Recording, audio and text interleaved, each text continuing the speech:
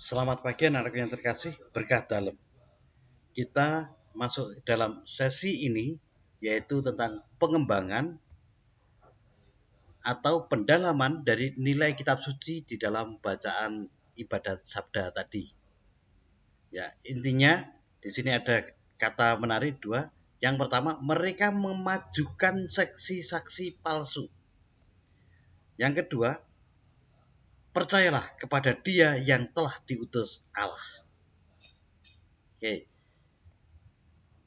Dari sabda tadi lebih lengkap pesannya adalah sebagai berikut. Yang pertama, keberanian menjadi saksi Kristus apapun yang dihadapi, seperti Stefanus yang harus dihukum mati. Bersaksi dusta terhadap sesama manusia, ini perintah ke-8. Ya, Stefanus dicelakakan karena orang-orang disuruh bersaksi dusta atau bersaksi palsu. Kesaksiannya palsu terhadap perbuatan atau ajaran Stefanus. Yang ketiga, mencari Yesus atau Tuhan tidak hanya karena ingin kenyang saja. Ini dalam rupa duniawi atau materi saja. Yang keempat, mencari Yesus harusnya karena tanda yang sudah dikerjakannya melalui setiap peristiwa hidup sehari-hari. Dan untuk selalu menghaturkan syukur serta pujian kepada Tuhan. Ya, sering dalam peristiwa sehari-hari kita mendapatkan suatu anugerah kebaikan sederhana, tapi kita tidak peka, kita cuek, tidak ucapkan terima kasih kepada Tuhan walaupun itu adalah karya Tuhan. Yang kelima, percaya kepada Yesus. Ya, tidak hanya percaya tetapi sanggup menjalani ajaran dan teladannya. Ini konsekuensi dari percaya kita kepada Yesus. Nah, kepercayaan kita kepada Yesus atau konsekuensinya yaitu mengikuti ajarannya apa? Sederhana, diringkas hanya dua. Yang pertama, cintailah Tuhan Allahmu melebihi segala sesuatu. Yang kedua, cintailah sesamamu manusia seperti mencintai dirimu sendiri. Nah, sebetulnya perintah Yesus atau ajaran Yesus itu adalah rangkuman atau ringkasan dari 10 firman atau disebut 10 perintah Allah. Yang lengkapnya adalah pertama, jangan menyembah berhala, berbaktilah kepadaku saja, dan cintailah aku lebih dari segala sesuatu. Yang kedua, jangan menyebut nama Tuhan Allahmu dengan tidak hormat. Yang ketiga, kuduskanlah hari Tuhan. Ini pengembangan dari perintah Yesus yang pertama atau ringkasan, ini diringkas oleh Yesus menjadi cintailah Tuhan Allahmu melebihi segala sesuatu.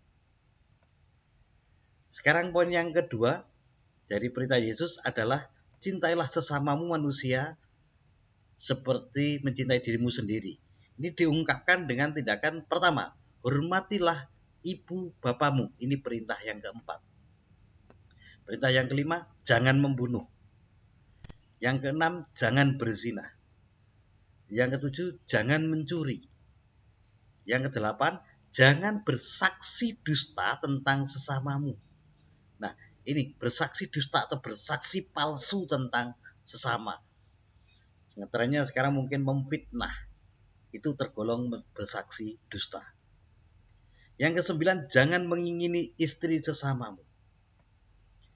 Yang kesepuluh, jangan mengingini milik sesamamu secara tidak adil. Itu 10 perintah Allah yang diberikan kepada Musa dalam 2 loh batu di Gunung Sinai. Nah, ini maaf pengulangan, ini kita lewati aja. Nah, ini belum saya hapus dari kopian. Ya, maaf. Kita sekarang menekankan pada jangan bersaksi dusta tentang sesamamu.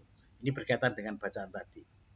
Sebenarnya kitab suci tidak berkata saksi dusta terhadap sesamamu, melainkan saksi dusta tentang sesamamu manusia. Sebab perintah ini semula menyangkut kesaksian di pengadilan, seperti pengadilannya Stefanus dalam bacaan pertama tadi. Dengan kesaksian palsu, orang dicelakakan. karena ia bisa dihukum secara tidak adil, bahkan dihukum mati. Kembali lagi seperti Stefanus. Stefanus itu martir yang pertama. Kalau terjadi seperti ini, tata keadilan dijungkir balikkan. Nah, Ulangan bab 16 ayat 19 di sana dikatakan, jangan memutar balikkan hukum, jangan memandang bulu, dan jangan menerima suap. Inilah maksud utama firman ke-8 kalau kita kembangkan. Dalam tradisi gereja, firman Tuhan yang ke-8 ini sudah ditafsirkan secara lebih luas lagi. Kita dilarang berbohong dalam segala bentuk seperti di atas atau saksi dusta. Berbohong yang lain bukan hanya saksi dusta saja. Bagi orang Kristen, mengatakan kebenaran adalah ungkapan cinta kasih. Jujur tidak hanya berarti bicara sesuai dengan kenyataan, melainkan harus mengungkapkan semua kebenaran dengan sejujur-jujurnya tanpa memikirkan perlunya, akibatnya, dan kewajarannya. Ada kalanya kebenaran tidak perlu disebut-sebut, karena bila disebut akan berdampak buruk. Diam atau menyimpan kebenaran tidak otomatis berdusta, ya. Tidak otomatis. Orang harus menggunakan lidahnya dengan baik. Ini dari surat Yakobus bab 3 ayat 1 sampai 6 atau Matius bab 12 ayat 36 sampai 37.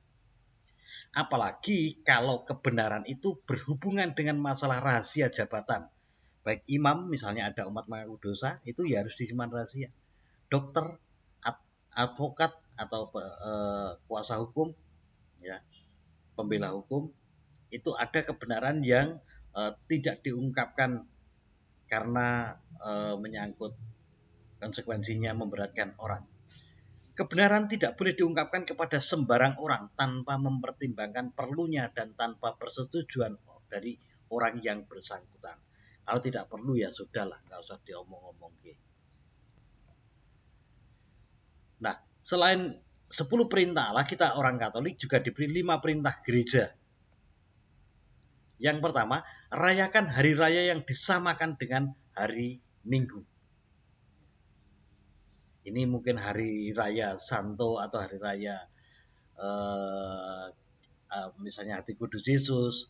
Nah, ini disamakan dengan hari Minggu, berarti hukumnya wajib kita mengikutinya.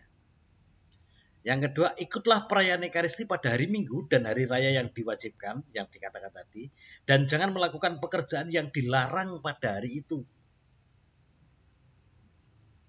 Pekerjaan terutama yang mengarah pada dosa dilarang.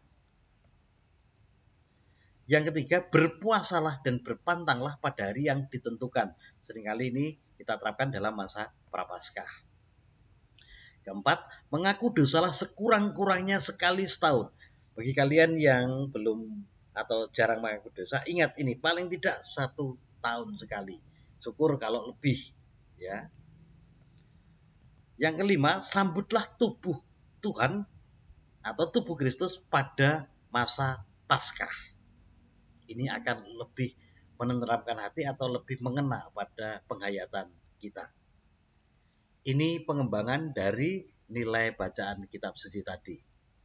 Begitu, kalau ada pertanyaan langsung bisa japri via WA atau via e-learning. Oke?